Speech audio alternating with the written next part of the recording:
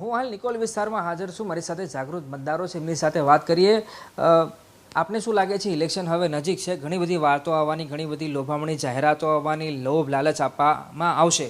આપ એક જાગૃત મતદાર તરીકે કેટલા જાગૃત છો આ લોભ લાલચનો અસ્વીકાર કરવા માટે અને એક જાગૃત મતદાર તરીકે મત આપવા માટે?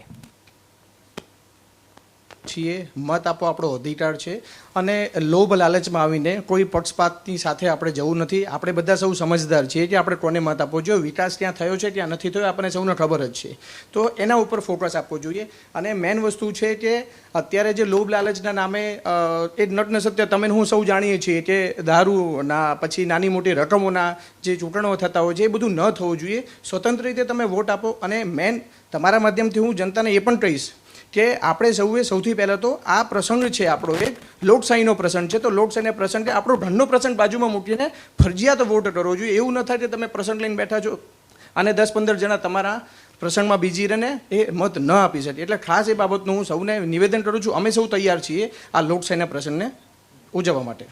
અચ્છા સાહેબ, આજે ઇલેક્શનની જાહેરાત થવાની છે, ઘણી બધી વાતો છે કે ગુજરાતમાં ઇલેક્શન થાય તો એક જ ફેઝમાં બધી 26 બેઠકો પર ઇલેક્શન એક સાથે થાય, અથવા તો બની શકે કે 26 બેઠકોમાં અલગ અલગ ફેઝમાં પણ થઈ શકે। ઘણા બધા કન્ફ્યુઝન છે કેમ કે તહેવારોનો માહોલ પણ આવી રહ્યો છે, ઘણી બધી વાતો છે। આપ કેટલા તૈયાર છો? અને ખાસ એક સવાલ એ કે કયા મુદ્દા હોવા જોઈએ અને કયા મુદ્દા ના હોવા જોઈએ બિનજરૂરી કે જે ઇલેક્શનમાં આવી અને આખું ડાયવર્ટ કરે માહોલ? મારું પર્સનલ એવો વિચાર છે કે આપણે નાના નાના મુદ્દા ઉપર જ ફોકસ કરતા હોય છે। વર્ષોથી આપણે ઇલેક્શન વખતે મરચાં, ડુંગળી, લસણ આપણી આખી ઇલેક્શન ચેન્જ કરે, મને એ શરમ આવે છે। આપણે દેશને કઈ બાજુ લઈ જઈ રહ્યા, હું તો એક જ વસ્તુ વિચારું, સક્ષમ બનાવી દો, વૈચારિક સક્ષમ, શૈક્ષણિક સક્ષમ, આર્થિક સક્ષમ। મને એટલી ખબર પડે કે કોઈ પણ પરિવાર આર્થિક રીતે સક્ષમ હોય એટલે પછી એને નાના મોટા પ્રશ્ન નડતા જ નથી અને નાના મોટા પ્રશ્નને લઈને ક્યાંય ખટપટ હોતી નથી। દેશને એટલો સક્ષમ, હું તો એમ કહું સરકાર એવી બનાવો જે દેશને સક્ષમ બનાવી દે, દેશને એટલી સક્ષમ બનાવે આર્થિક રીતે, માનસિક રીતે। દરેક બાળક, દરેક વ્યક્તિ એટલા મજબૂત હોય, મતદાર એટલા મજબૂત હોય માનસિક કે કોઈ આવીને આટલું રૂપિયાનું પકડાવી દે, ના, બનવું જ ન જોઈએ। એ તરત કે ભાઈ હું સક્ષમ છું, મને ખબર છે મારે કઈ દિશામાં જવું। એક દિવસ માટે કે 5 વર્ષ માટે નહીં, આવનારા 25 વર્ષ પછી આપણે ક્યાં જશું ને એવી સરકાર આપણે સિલેક્ટ કરો। હું તો મારો તો એક જ મંતવ્ય છે, એને જ આપણે મતદાન આપવું જોઈએ જે આપણું ભવિષ્ય બનાવે।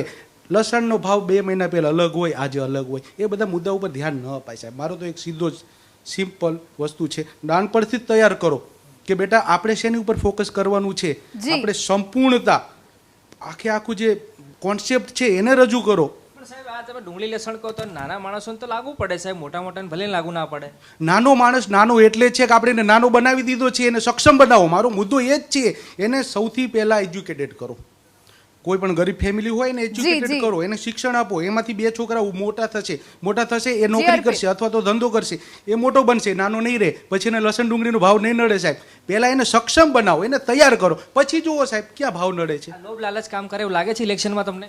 ચોક્કસથી લાગુ પડે છે। દર વખત આપણે જોઈએ છીએ કે ક્યાંક ને ક્યાંક માણસો પોતાનું સ્વમાન ગુમાવી અને થોડા પૈસા કે થોડી લોભ લાલચના એમાં આવી અને પોતાનો વોટ છે ને જે માગે છે ને એને આપી દે છે। પણ ખરેખર અમે તો ચૂંટણીની જે ગંભીરતા છે એ લઈએ છીએ અને આ જે ગંભીર મુદ્દો છે ને એ ખરેખર આપણે બધા લોકો સમક્ષ રજૂ કરવો જોઈએ કે ખરેખર આ એટલી બધી ગંભીર બાબત છે કે એને લઈને આપણે ચાલવું જોઈએ। આપણો વોટ ફક્ત પૈસાથી આપણે નથી કરવાનો, પણ આપણો અમૂલ્ય વોટ એ આપણા સાચા એક રાજાને આપવાનો છે આપણે। ધન્યવાદ તમારી સાથે વાત કરવા બદલ। તો આ શિક્ષકો હતા કે જેઓ શું માની રહ્યા છે કે આ મુદ્દાના આધારે વોટ થવો જોઈએ તે અંગે પ્રતિક્રિયા જાણવાનો પ્રયાસ કર્યો। જોઈએ।